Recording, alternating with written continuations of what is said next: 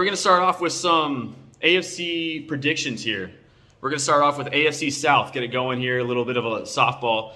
Aaron, what are your predictions for the AFC South, 1 through 4? Ooh, okay. So for the AFC South, I don't know who to put one. Because the Titans were very good before Derrick Henry's injury. I think they had the best record in the entire AFC before that happened.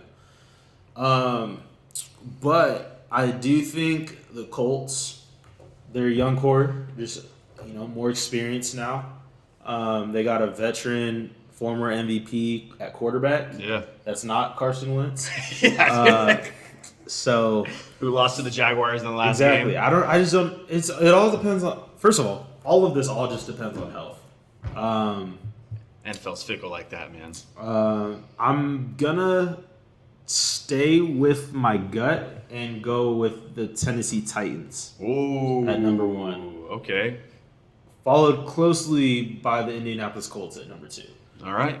My running back in fantasy this year, Jonathon Taylor, will have an amazing year though. That offensive line is incredible. Yeah. They got young receivers now.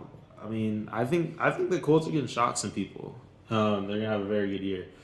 Now, it's 2 top-heavy teams and 2 bottom-heavy teams. Yeah. Because these might be the 2 worst teams in the AFC. But Trevor Lawrence coming off of a year where you got to start picking it up now. Rookie year, you get a little bit of a pass. Second year, you got to get going. That's true. They did spend a lot of money in the offseason. And they got a new coach.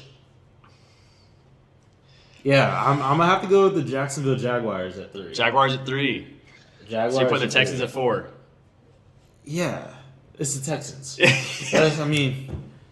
Texans are in the Bryce Young sweepstakes right now. Oh, absolutely. You don't trust Davis Mills to lead your team? That dude's got a huge neck. That's all I got on him. You're not wrong. Well, who's their best player though? Like for real, could you tell me?